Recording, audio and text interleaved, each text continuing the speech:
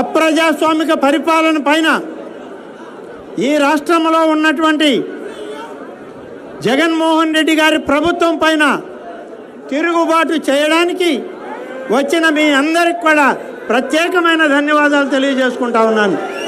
సారా ఉద్యమం మొదలైన నెల్లూరు జిల్లాలో మొదలైంది. అక్షర ఉద్యమం మొదలైన నెల్లూరు జిల్లాలో మొదలైంది. చంద్రబాబు నాయుడు గారికి అత్యంత ప్రీతిపాత్రమైనటువంటి పొదుపు లక్ష్మి ఉద్యమం మొదలైన అది నెల్లూరు జిల్లాలో మొదలైంది. ఇవాళ మరొకటి మొదలైంది. రాజకీయ ఉద్యమం ప్రజాస్వామ్య పరిరక్షణకి ఇవాళ నెల్లూరు జిల్లానే దానికి ముందు నాంది పలికింది అని చెప్పి నేను మీకు మనవి చేస్తున్నా. దేనికి బయటకు వచ్చామో ఆ పార్టీ వదిలి జగన్మోహన్ రెడ్డి నాయకత్వాన్ని వదిలి అంటే గెలిచిన 6 మాసాలకే ఈ జిల్లాలో ఈ రాష్ట్రంలో మాఫియా గ్యాంగులు పెరిగిపోయాయి. మన ఇక్కడ బెటాలియన్లోనే నేను మాట్లాడాను, పోలీసు ప్రోగ్రాంలోనే మాట్లాడాను.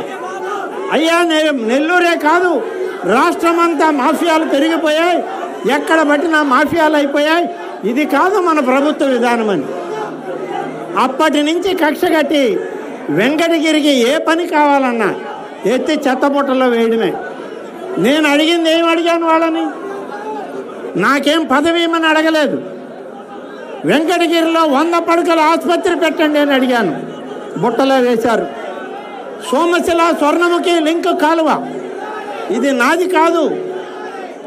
నేను బొజ్జల గోపాలకృష్ణారెడ్డి ఆనాడు ఇరిగేషన్ మంత్రిగా బాబు గారితో పనిచేసిన తుమ్మల నాగేశ్వరరావు అందరం కలిసి రూపొందించిన ఈ యొక్క సోమశిల స్వర్ణముఖి లింక్ కాలువకి నిధులు ఇవ్వండి అంటే దాన్ని బుట్టలో వేశారు. బాబు గారి హయాంలోనే ఆల్తూర్పాడు రిజర్వాయర్ ఇచ్చి తెలుగు గంగకు పైన ఉన్నటువంటి వెంకటగిరి, డక్కిలి, ఏర్పేడు, తిరుపతి, రేణిగుంట ఇక్కడ వరకు ఉన్న గ్రామాలకి త్రాగునీరు, సాగునీరు ఇవ్వండి అంటే అది కూడా బుట్టలో వేశారు. ఇక్కడ ఉన్నటువంటి ఇండియన్ ఇన్స్టిట్యూట్ ఆఫ్ హ్యాండ్లూమ్ టెక్నాలజీకి స్కిల్ డెవలప్మెంట్ కాలేజ్ ఇవ్వండి అంటే దాన్ని బుట్టలో వేశారు. ఇక గ్రామ పంచాయతీల డబ్బులు తినేశారు, సమితుల డబ్బులు తినేశారు, మండలాల డబ్బులు తినేశారు. ఇది ఎక్కడ అన్యాయం అయ్యా?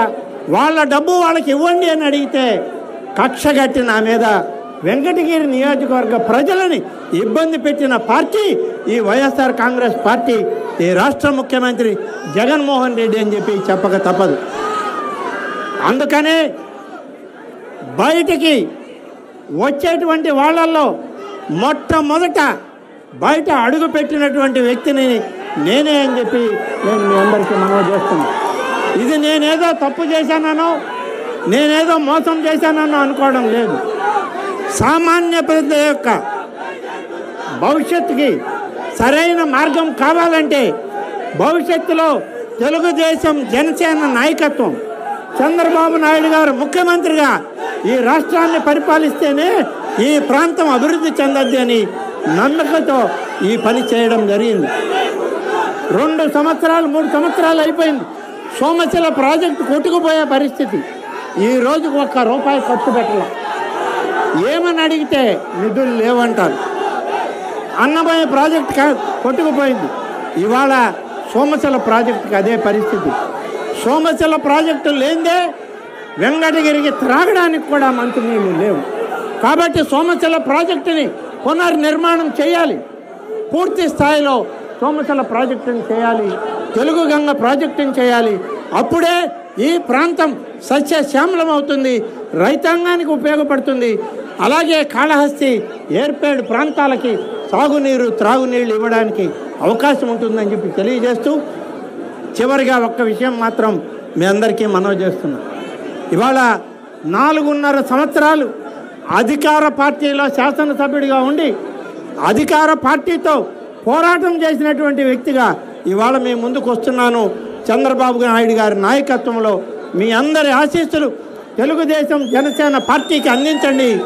ఈ రాష్ట్రంలో తెలుగుదేశం జనసేన కూటమి గెలవాలి, చంద్రబాబు నాయుడు గారు ముఖ్యమంత్రి కావాలనేటువంటి ఏకైక లక్ష్యంతో కలిసి పనిచేద్దాం.